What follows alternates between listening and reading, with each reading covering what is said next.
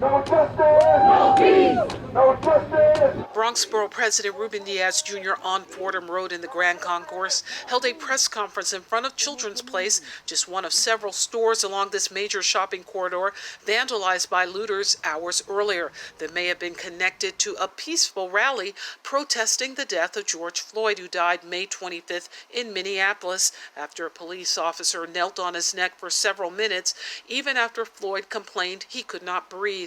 All 4 officers involved were fired and one charged with third-degree murder and second-degree manslaughter. While leaders here are supporting peaceful protests, businesses on Fordham and Burnside Avenues are being targeted, something that must stop, says City Council member Fernando Cabrera, who was invited by Floyd's family to his funeral. The family is asking not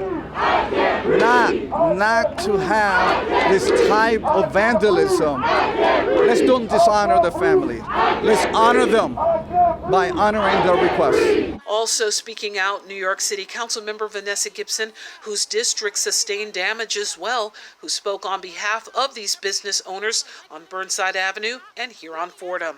We are devastated that George Floyd was murdered. A brother in Minneapolis could have easily been our brother. But we stand for peace. We stand in protest for peace. We are not with violence and vandalism. You cannot come into our communities and tear our communities up and think that it is okay. It absolutely breaks my heart. Also supporting the business community, President of the Bronx Chamber of Commerce, Lisa Soren, who has been working to provide resources to businesses struggling due to COVID-19 that were scheduled to reopen in a matter of days, now sharing this new promise to them. We're going to rebuild stronger, and I have no doubt in that. It'll take some work, but we have to have some sort of ownership. And those that don't belong in our neighborhoods, that think it's okay to come into the Bronx and destroy what's ours, need to be held accountable. Also looking forward to rebuilding is Yves Phileas, but he added equity and fairness are needed. The Bronx has always been a place of destroy and rebuild. And at this moment, it looks sad, it looks devastating. But we as a people should come together. We continue to move together. We have to ensure that from the pandemic, the loans that were coming to our communities are still going to come to our communities. And now with this devastation, we still have to hold our city accountable to make sure, to ensure that our people are made whole again. Because everyone is made whole on the Upper East Side. They're made whole on the Upper West Side. They're made whole downtown, the Alphabet City. But we're never made whole in the South Bronx. With many of the demonstrators teens and young adults, the very same age group, were now sweeping the debris from the night before. Gabriel Valdez, showing support for his community, was here with his brother Alex. When I see stuff like this, I'm speechless, I'm hurt. And he's not alone. Kevin Watson is also from the Bronx. It's really sad because it takes away from what we're really here for, you know. And the looting, it's not the protesters. That's a separate group altogether. You know, as far as the protests and what it's about, I totally understand it. Also weighing in, New York State Assemblymember Michael Blake, who was always on Fordham Road as a child during some of the Bronx's toughest years. We have spent decades to rebuild the Bronx. Look, I understand you upset. So am I. I'm a black man. I've endured it. I understand. You pissed about police brutality. I get that.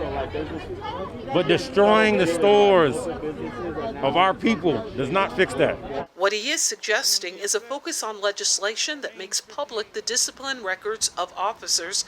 Meanwhile, Borough President Diaz Jr.'s focus will be on maintaining peace, rebuilding the Children's Place and other damaged businesses, while working on the broader frustrations causing the unrest. We need to also make sure that everyone is on board with seeking justice for George Floyd.